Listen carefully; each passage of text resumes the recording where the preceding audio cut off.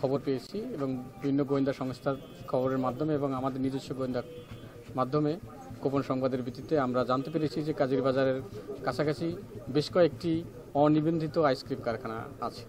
সেই খবরের প্রেক্ষিতে আজকে আমরা সরেজমিনে এসেছি। সরেজমিনে এসে আমরা সেই অনিবন্ধিত কারখানাগুলো খুঁজে পেয়েছি এবং প্রত্যেকটি কারখানায় আমরা তাদের কাগজপত্র আমরা খুঁজে বের করার চেষ্টা করেছি। এই সমস্ত কারখানার যারা মালিক আছে তাদের সাথে আমরা কথা বলেছি। কথা বলে আমরা তাদের যে সমস্ত লাইসেন্সগুলো প্রয়োজন এই ব্যবসা বাণিজ্য করার জন্য সেই সমস্ত লাইসেন্স তাদের কাছে চেয়েছি, কিন্তু একটা প্রতিষ্ঠানের আমরা কোনো লাইসেন্স খুঁজে পাইনি। যে এখানে যে খাদ্যপণ্যগুলো উৎপাদন হচ্ছে, বিশেষ করে আইসক্রিম, সেই আইসক্রিমগুলো হচ্ছে অনিবন্ধিত কারখানায়। তার মানে হচ্ছে যে এই সমস্ত আইসক্রিমগুলো হচ্ছে আমাদের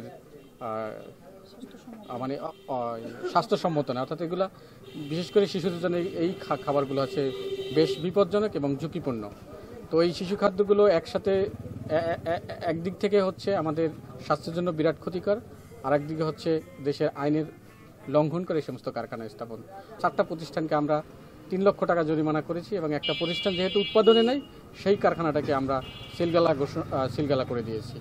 তো আমরা আজকে এই মোবাইল কোর্টের মাধ্যমে আমরা একটা বার্তা দিতে চাই, সেটা হচ্ছে এই ধরনের যারা অনিবন্ধিত কারখানাগুলো চালু করেন তাদের প্রতি আমাদের রিকোয়েস্ট থাকবে এবং পাশাপাশি সতর্কতাও থাকবে যে আপনারা সরকারের আইন এবং বিধি লঙ্ঘন করে আপনারা এই ধরনের আমাদের স্বাস্থ্যের জন্য যেগুলো হুমকি স্বরূপ সেই ধরনের খাদ্যপণ্য উৎপাদনে আপনারা বিরত থাকবেন।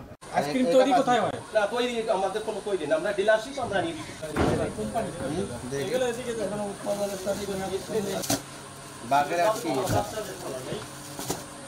হ্যাঁ, পুরো লাল রং। ভাই প্যাকেট থেকে একটা বের করুন। এই যে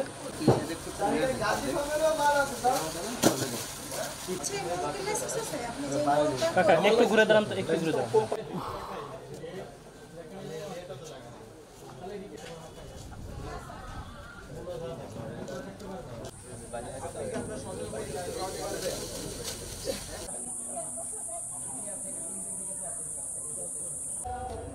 বাচ্চারা এই খাবে, ওই যে ওইটা যে তারাটা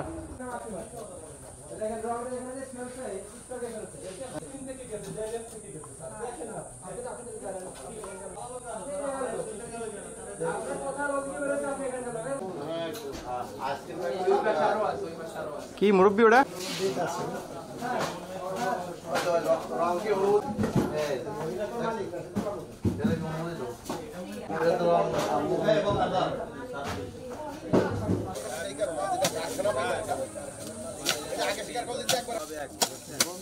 মানে কি দিয়ে মাফ করো বলেন তো?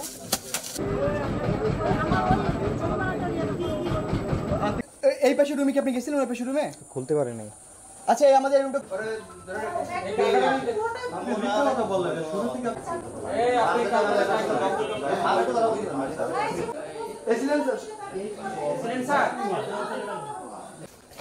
কি